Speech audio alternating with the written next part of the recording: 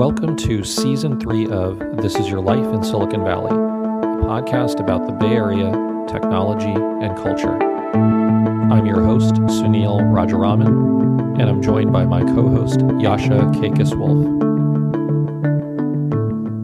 Sunil, when was the last time you went on a trip anywhere? Anywhere? I think I went somewhere for winter break, but memory is failing me right now. And I bet when you were planning your trip, the first thing you didn't look for was the hotel room you were going to stay in. You looked for where you might book an Airbnb. Actually, you're going to learn something about me today. As much as a technology enthusiast as I am, I have never stayed in an Airbnb. Really? Wow. Well, we have a pretty cool discussion today where a big part of the conversation with Cory focused around an area that he covers and a company he covers, Airbnb.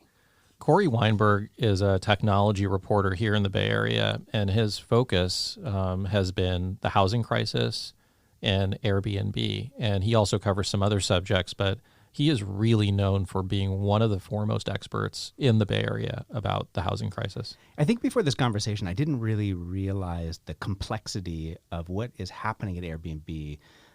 Specifically, the employees that are there and the equity that they have and some of the pressures that it's putting on them. I think it's just a completely eye-opening discussion that way. We talked to Cory, who reports for The Information, about Airbnb and what coronavirus might do for their IPO plans. Yeah, I think this is a cool and wide-ranging discussion, not just Airbnb, but how we think about reporting.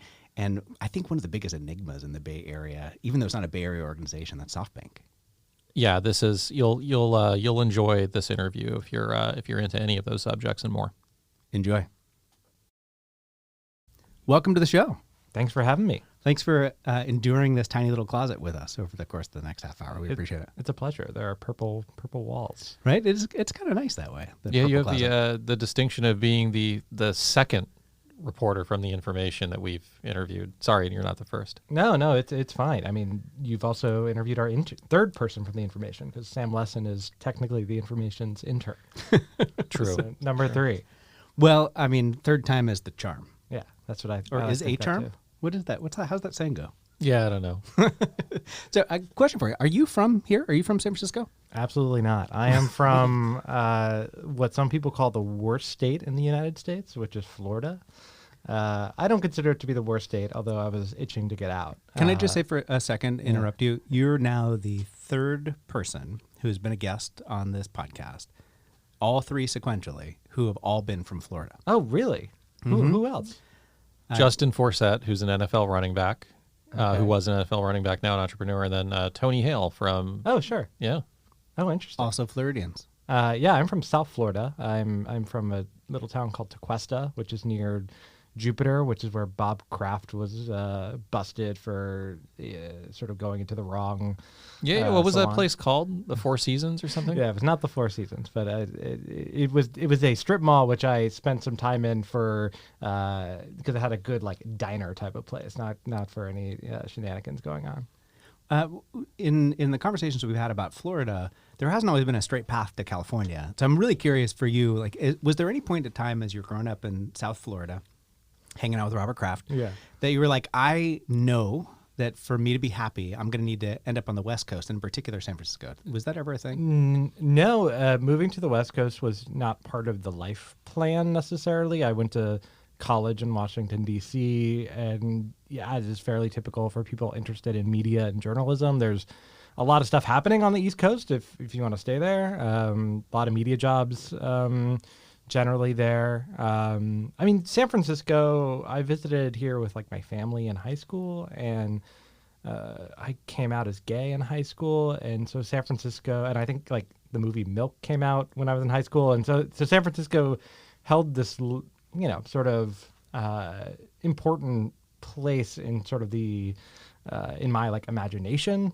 just because of sort of the role it's played in sort of the fight for gay rights over the decades. But it wasn't really part of the plan. That was just, I moved out here for a job, like a lot of other people, I feel like, who have moved out here in the last 20 years. It's not because they're chasing some California dream. It's because it's where the jobs are. What was that path? Did you feel like you had to move out here for a job? No, I mean, I was looking, I had sort of a temp reporting job at Bloomberg after college over the summer. I was in New York. that ended, and I was looking for a full-time reporting gig, and I got linked up with the fine folks at a lovely publication called the San Francisco Business Times. And I had studied economics in college and wanted to generally go into business reporting and cover how business and people, kind of intersect. And the Business Times had a job opening to cover commercial real estate and housing in San Francisco. And I really didn't know anything about that topic, but it sounded like it would be pretty interesting and worth moving out here for. Yeah, you were one of the people that you have a really unique view into housing, and not just because of your coverage of Airbnb, but your previous work. And so, I mean, would you say you're one of the foremost experts on housing crisis in San Francisco at this point? At this point, there's probably too many of those for me to consider myself the foremost expert. I mean, I enjoyed covering it a lot, and the thing I love about journalism, or one of the many, is that you do end up becoming a subject matter expert, or at least you can play one on TV in a fairly short amount of time, and you get to know sort of the smart people in sort of the right circles to talk to ask dumb questions to, and sort of feel your way around a topic. But no, I mean, like, the Bay Area is a great crisis will bring great expertise in a way and draw a lot of attention to the crisis. So I just interviewed Connor Doherty, a New York Times reporter, on the Information Zone podcast. Great article he wrote for the Times. Yeah, and he had a book out on the topic. There's, a bunch of journalists. Kimai Cutler, who used to be at TechCrunch, has really established herself as a sort of authority on the housing crisis. But I like to think that I can play. Are we doomed? Yeah, we're pretty doomed, I think. I mean, I'm fairly pessimistic on sort of the state of California housing. Is I don't really think there's any way else you can be. I guess, to use sort of a tech lingo, the bull case for California housing is that there is sort of this momentum around this political momentum, particularly in the Bay Area, that says that there's more political will now for just generally building more housing, which, the hope is that if you build more, that will at least sort of temper the crisis. The problem is that political will hasn't necessarily translated broadly enough across the state and in Southern California to create huge legislative change. The thing that bums me out just about the housing crisis, though, is it means San Francisco isn't necessarily a fun place to live. Not that it's just an unaffordable place to live. It's a monoculture. I think about moving to places like LA and New York, which are also expensive, but definitely feel more diverse, more interesting. And I feel like that's going to be more people are kind of going to come to the same conclusion. Well, let's dig right into some of your reporting, because I want to ask you a bunch of profound questions here. So Profound. Well, no, I can't call my own questions profound. That was really bad. I do all the time. You can totally do I that. like it. I like this. I like how it's going. There was no self-awareness there, but I'll retract that. Okay. All right. 20 years from now, Airbnb, what is the legacy of the company? Oh, interesting.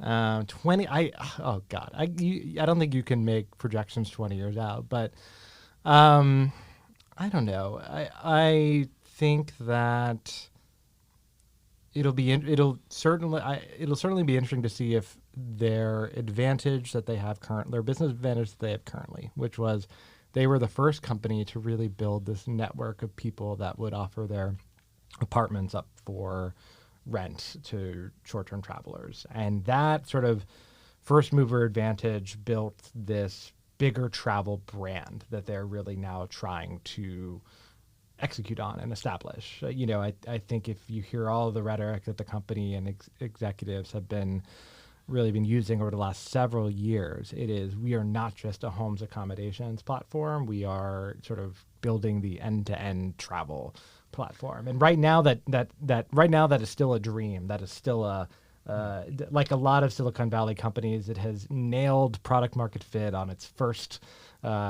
product, and that level of execution on that product means that a lot of people are going to get pretty wealthy this year when they go public. It's, that's a $30 billion company right there just on kind of that initial vision. What Brian Chesky has said over and over again, though, is like, basically the implication is it would be a failure of Airbnb is just that. He wants to get into flights and experiences and really build up those business lines. And that's where like the interesting story is for Airbnb right now. Well, in your view, do you think Airbnb has been a net positive, net neutral, or net negative so far? That's really interesting. I'm going to do the typical reporter hem-ha type of thing and kind of say it depends on who you talk to.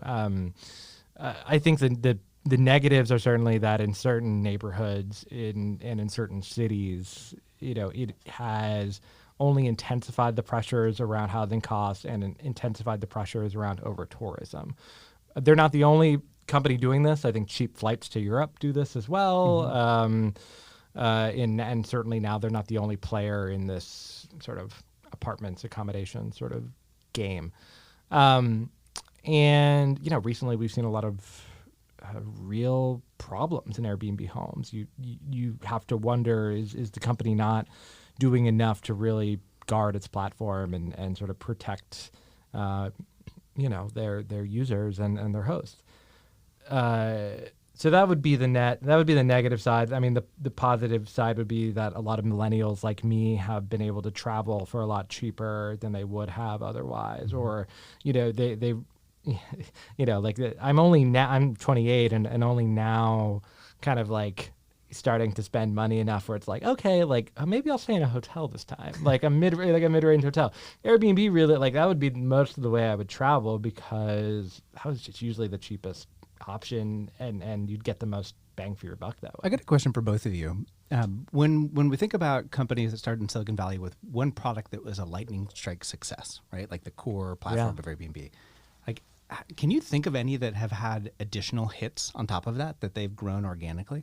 Like, does that happen? I mean, in the context of Airbnb. Yeah. I mean, Uber and Uber Eats. I mean, they're obviously losing a lot of money, but they built that into a big business. I don't know enough about it to say whether it's particularly differentiated, but that one springs to mind. Yeah. So Neil? Facebook. I mean, but through acquisition, but they not do. organically. I think that's the question: is can they? Yeah, I think it's really difficult, right? Like when you're successful with a business, to be able to create other inertia inside of an organization to make other businesses successful. Totally, because if you think of the way that Airbnb first grew, it grew off of basically hacking the system. It was, there's been a lot written, like in Brad Stone Bloomberg wrote a book about Airbnb and Uber's origin stories back in the day called The Upstarts, and he really writes about how basically they created these sort of systems so that Airbnb listings would be cross-listed off of Craigslist, and they'd acquire a lot of users that way. And it was just this kind of hacky mindset that every startup gets into. And now when you see them launching new product lines like experiences, it's kind of more curated. It's kind of more high-end. It seems like, okay, who is your customer now, and how are you actually building this? And so, I do wonder if just it's natural that, you kind of lose your edge, your scrappiness in a way. I think that's a very real thing. We're sitting here in February and you're saying, Airbnb, $30 billion company. We also have the looming threat of coronavirus. And what we've seen in past downturns is travel takes a massive hit. Does Airbnb hold back its plans, or is it when is your guesstimated date here of IPO? You sound like my editor. No, these are the exact questions we're sort of trying to figure out. No, so yes, you are correct. The coronavirus is hitting Airbnb's business. It's hitting every travel company's business. Booking Holdings, which owns a very large company called Booking.com, which is like the major accommodations reservation site. It's based in Amsterdam. Not as many people know what it is in the U.S., but it's the largest travel platform. It's Airbnb's biggest rival. They just reported their earnings today, and they gave guidance for the first quarter that said their revenue would be down by like 8% or something year over year, and that's a big hit for that kind of company, and that's they only started seeing negative bookings sort of starting this past week, and they're projecting next month for them to just be slammed because the virus is spreading. So I think in any other case, I mean, the other threat for Airbnb is at the Olympics. If that's canceled, it's another huge hit. And Airbnb is the main sponsor of the Olympics this year. I was listening to the radio yesterday, and they were talking about the governing body for the Olympics saying if it doesn't happen in Japan, it's not happening, period. Like, there's no backup location. Yeah. No, and obviously, sometimes, obviously a global pandemic happening, the least of our worries is what's the fate of Airbnb's. You mean we can't host it in San Francisco? It'd be wonderful here. We're almost ready, Sunil. We almost have the infrastructure. Yeah. That's another of my favorite topics, the lack of sort of faith in local government that we have. But no, with Airbnb, they kind of have to go public this year. At least that's my sense. They started issuing restricted stock units to their employees in 2014, and those have a 7-year sort of expiration date. Like the IRS proclaims that if you issue your employees RSUs rather than options, then you have to have some sort of expiration on them, and that expiration, I believe, is February 2021. So wow, I learned something today about startups that I didn't know. I didn't know we've never issued RSUs at previous companies. Always options. Yeah. Yeah, and the options generally have like a 10-year cliff, I think. And so these are Airbnb fits into is really one of the first companies, because they've waited, I think, 12 years to go public. This is a new reality in startup land, right? Like, everyone used to go public after 5 years or so, and the concept of RSUs and the 7-year expiration date was imagined sort of around when Facebook and Twitter went public, and no one was thinking that a company would wait this long. Secondary markets. Yeah, well, secondary is the first thing to go away when there's a downturn. Yeah. So it seems like that's not working out for a lot of companies. Mm-hmm. All right, so Airbnb, we're not sure if it's going to go public, but likely will because of this RSU thing. Yeah, you kind of pled the fifth on whether it's been a net positive or a net negative for society. You played both sides a little bit. I thought you did that pretty well, I'll admit. Thank you. You gotta make sure you're not seen by the companies you're covering as having it out for them. Although, you pick you like to pick your spots through reporting. If you can report out an issue and point to specific problems, that's what we try to do. But it's gotta be backed. Well, we assume, because we had Eliot Brown here earlier, as you know, about WeWork, we assume that there'll be a Cory Weinberg Airbnb book at some point. Is that a fair assumption? No, I don't know. There's so many company books coming out. Just right go straight now to a TV show. Yeah, exactly. I mean, yeah, come on. I'm just using the book as the lure to get the TV show, to get the podcast, to get the AR experience. That's where the money is. It's in the Airbnb AR experience. No, I don't know. I mean, I think I'm definitely interested in like different narrative formats. I'm like fascinated by this boom in sort of the podcasting industry right now. Us too. I can see. No, I got a little glimpse of this recently. I consulted for this podcast that a VC-backed podcasting company called Wondery just did on the WeWork saga. It was called We Crashed, and it just wrapped up. And basically, they have this really interesting formula where they kind of really quickly can produce these sort of narrative business stories, and just kind of getting a glimpse into how that worked was really interesting. And I think you're probably going to see more journalists like experiment with that. I mean, book-wise, yeah, it just seems like there's so much interest in company books right now. Eliot's working on the WeWork book. I'm trying to think which ones are public and which ones aren't public. Well, the Facebook one just came out today. Yeah, the Facebook one just came out today. But I don't know. Like, I mean, certainly, if there's a good story there, there's a good story there. There's already been 1.5 books written on the origins of Airbnb. 1.5? Well, the upstarts was on Airbnb and Uber. But I don't know. I think it would be fun to do if I were to write a book, like, I definitely think like pulling more threads together on like this era in startup land would be interesting, or I got even something off the, I don't know. I'm interested in a lot of other things. What about a book on SoftBank? Yeah, someone actually just brought that up to me the other day. I think there should definitely be a very good book written about the SoftBank Vision Fund. That will get written. Just Probably the Vision not by Fund. me.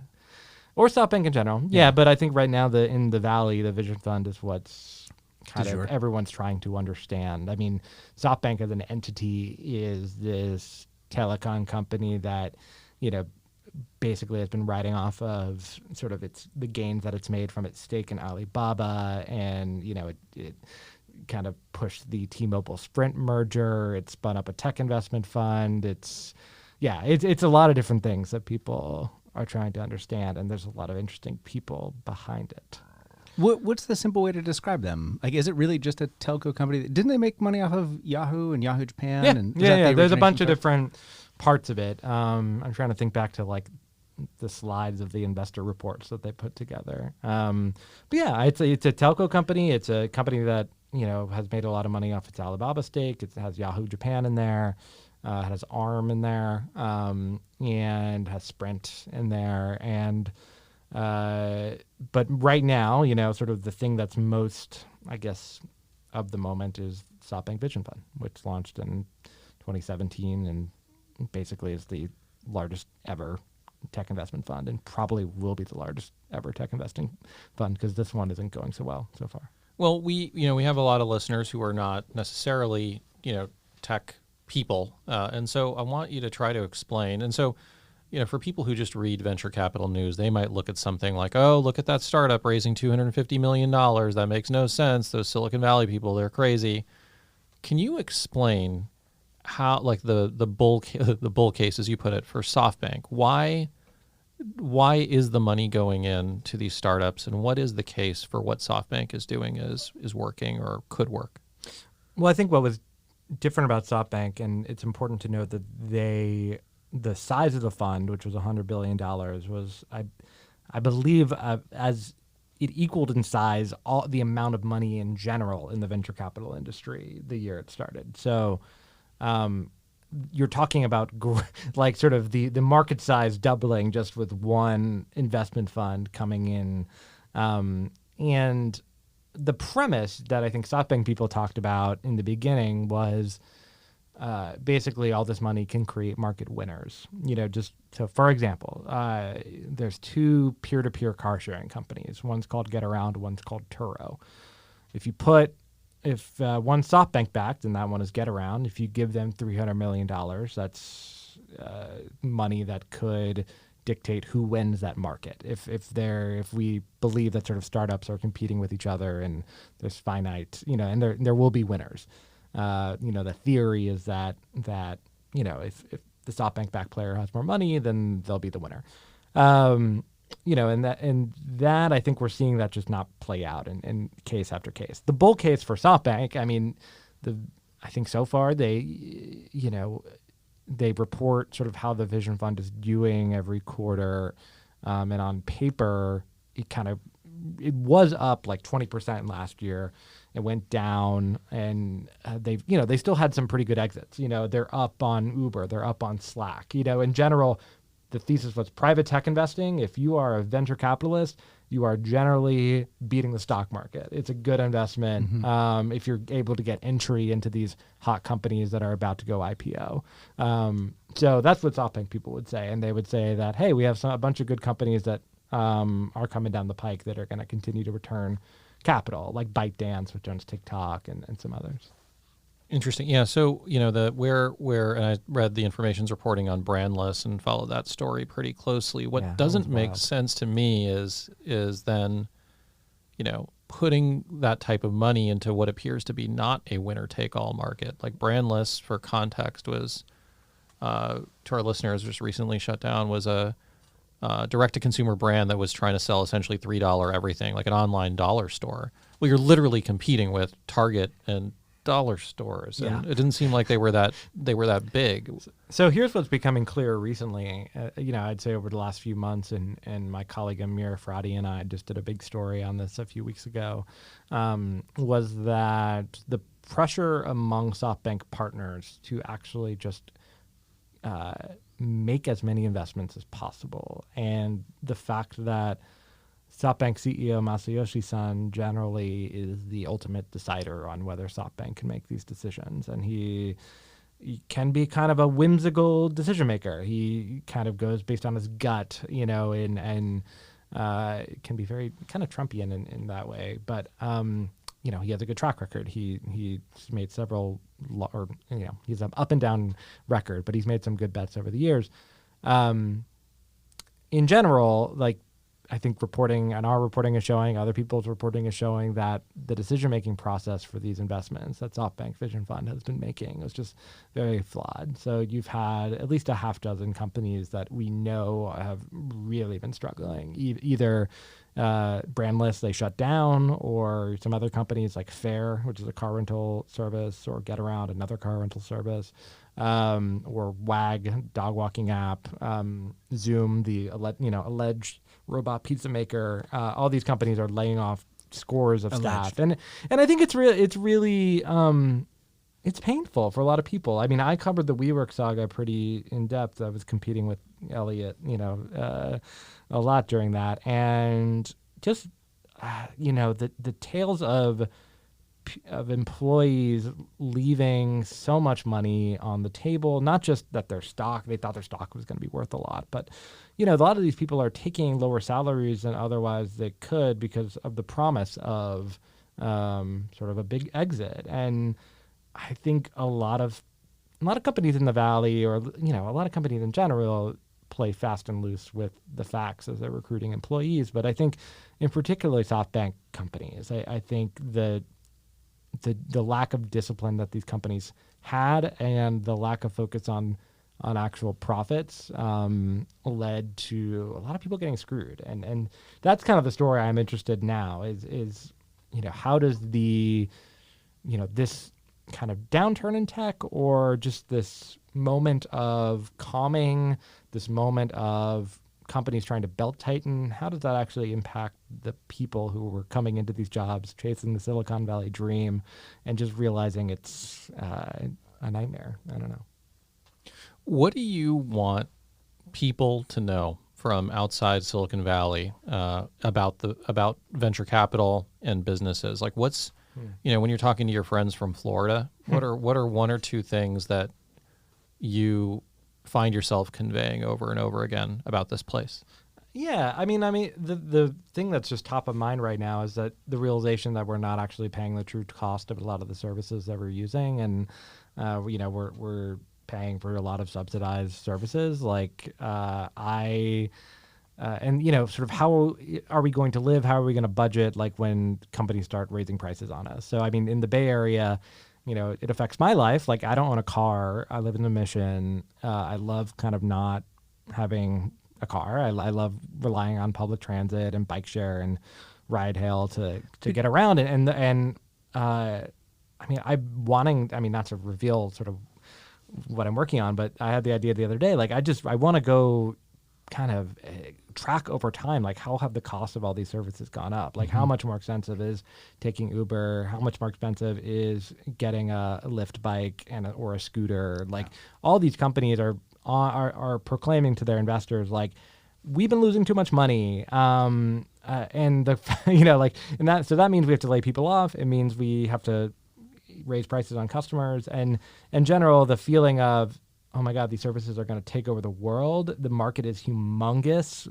That idea of like VCs and startups chasing that sweet, huge TAM. I think the markets for a lot of these companies are just smaller than everyone dreams of. And it's in part because they aren't charging the true price of their service. Yeah. I mean, it's expensive to commute. Like, I commute from out of the city into the city. I took a train to a ferry this morning. I think it cost me $22 to get in. And it's not just a tech issue. I mean, public transit, Muni, BART, everyone is talking about raising fares because ridership is declining, and ridership is declining, because service quality is degraded, and service quality is degraded because Uber and Lyft provides a much better service. It's door to door. This is the pessimist in you. Yeah. Do you like San Francisco? I love San Francisco. Yeah. I mean, I like I said, I sort of dislike Okay. I think San Francisco is a fantastic place to live if you are, like me. You are fairly settled. You are, sort of partnered up and you have like a friend group already. I think San Francisco is really hard to move to as sort of a really young professional. I think it's hard to make friends, and I think it's really hard to live in if you are a truly middle class family. If you are on the upper echelons of society, I think it's also a pretty nice place to live. I mean, it's beautiful. The weather's great. I love San Francisco weather. Some people hate it. I'm a sweater weather kind of guy. But I love the city. I mean, it's just so weird and beautiful. And I don't know. Like, I truly believe the Mission is also just one of the best neighborhoods in the entire world. The Valencia corridor is amazing. It's beautiful. And I just moved to sort of Eastern Mission, kind of closer to Potrero, around like Bryant Street, and I really love it. It's actually there's that fantastic little restaurant like Al's. Does that sound right? Al's Place. That's on. I think that's on Valencia. But I mean, there's actually pockets of the Mission that are not completely gentrified, and actually have like Latino families living there, and you see kids riding around on their bikes on sidewalks, and you're like 10 minutes from downtown. I don't know. It's lovely. I want you to chime in on a couple more things before we let you go, and Yasha asks you the final question about your favorite social media follows. But one is, tell me about this whole tech versus tech journalism debate that seems to be raging every couple months on Twitter. And so, for context for our listeners, this is, essentially people who are technologists saying, those journalists, they're after us again. We're trying to do great things. And then the journalists saying, well, actually, we're just trying to hold you accountable. But then you get some controversy around like headlines that are being written. Just what's your overall take on the whole situation?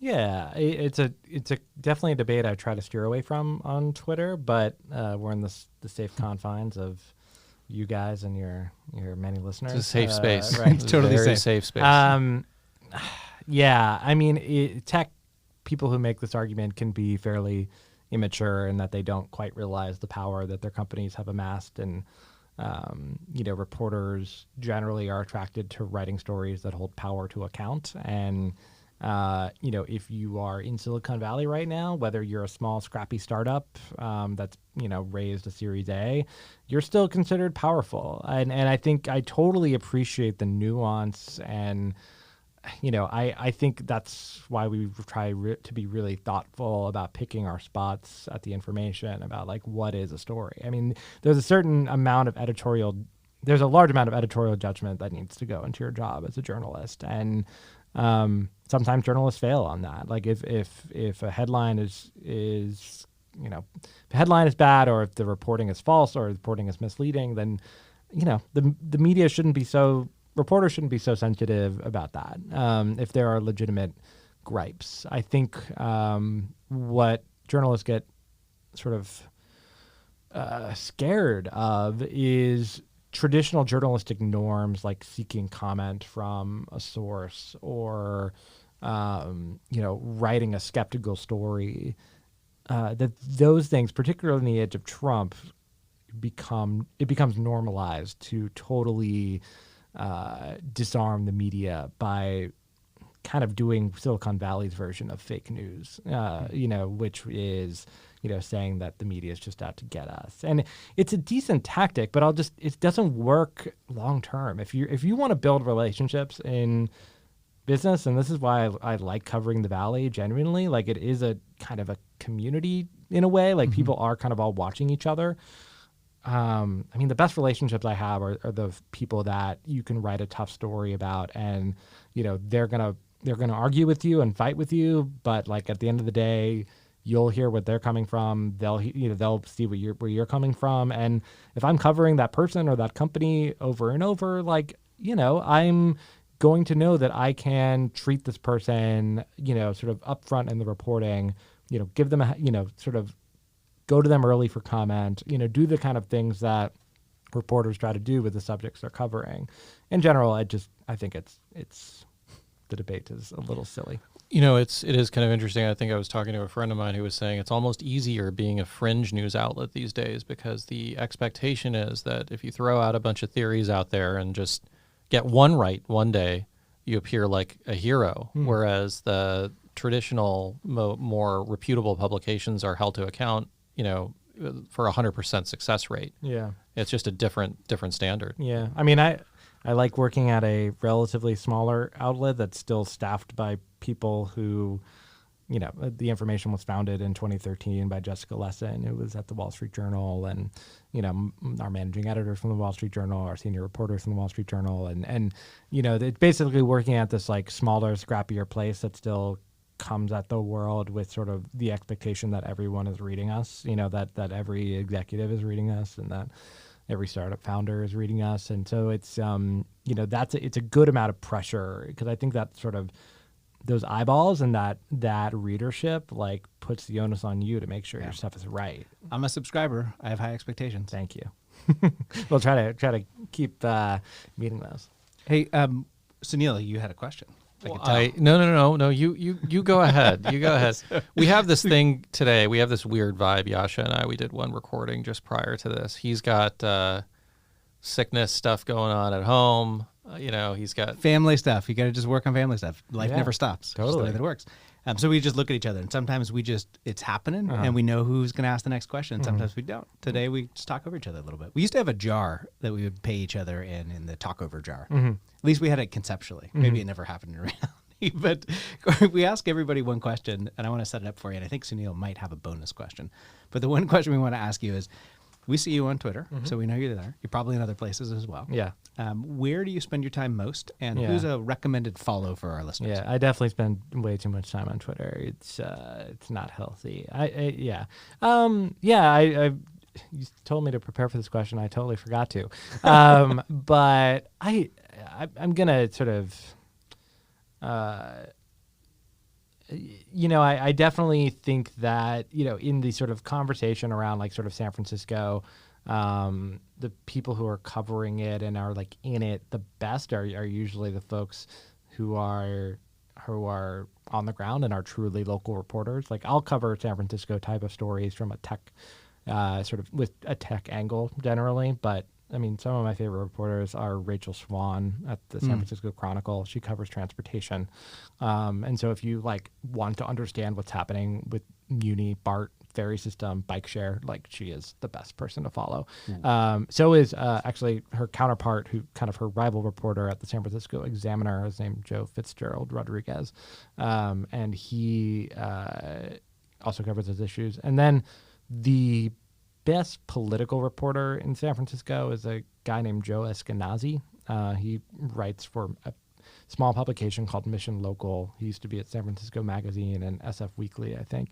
And he's just the kind of guy that every city needs, which is someone who's been covering City Hall for decades or years and just knows everyone and knows how to put the pieces together for you. Like, I'm not reading every little story that comes out of City Hall, but around election time or around kind of major moments in sort of the city's sort of political season, I'm definitely reading Joe. So. You can totally not prepare for any question I ask you, by the way. That was fantastic. Thank you. Yeah, sure. Hey, we really appreciate your time. You have one more bonus question, Sunil? Just really quick one. I know you do a lot with transportation and mobility. When are we, what year is the tipping point for autonomous vehicles? I think I'm a bit of an AV pessimist, so I'd say like 2060. I don't know. 2060. We'll see you on the podcast in 2060 or whatever podcasts become in 2060. The AR experience. I love it. This one. Cory, thank you so much for spending the afternoon with us. We appreciate it. Thanks so much for having me. Dude, do you think you're going to stay at an Airbnb now after that conversation? I mean, maybe he wasn't trying to sell us on it, but I know I'm kind of like a weirdo for the Bay Area, but my rationale, I feel like if I'm going to pay for a place, I want it to be clean and all of this stuff. And I know hotels are disgusting in their own right, but at least I live with the illusion of that. I've been really impressed with every reporter and really every person that's been attached to the information that we've had a chance to meet with here. There's something kind of special about the group of people that they've been bringing together to do smart reporting. Yeah, great publication, great articles, but particularly Cory. I mean, his insights on the housing stuff were pretty eye-opening for me. Yeah, I completely agree. I, in all sincerity, just didn't understand all the dynamics around an organization that size and some of these pressures that they face as an organization because of what they've done with their employees and the way they've distributed equity. I think that's a really interesting and important learning that's probably going to be applied to a lot of different organizations for people that have just come to the Bay Area and started working for them. He was pretty non-committal about the book, but maybe after this podcast, he'll consider it. I think book to a podcast deal to a movie is like the next thing. Yeah, that's but you have to come on this podcast, right, or something like that. This is going to be the podcast that when somebody looks back in 20 years, they're like, "That's how we broke the next big important movie," for sure.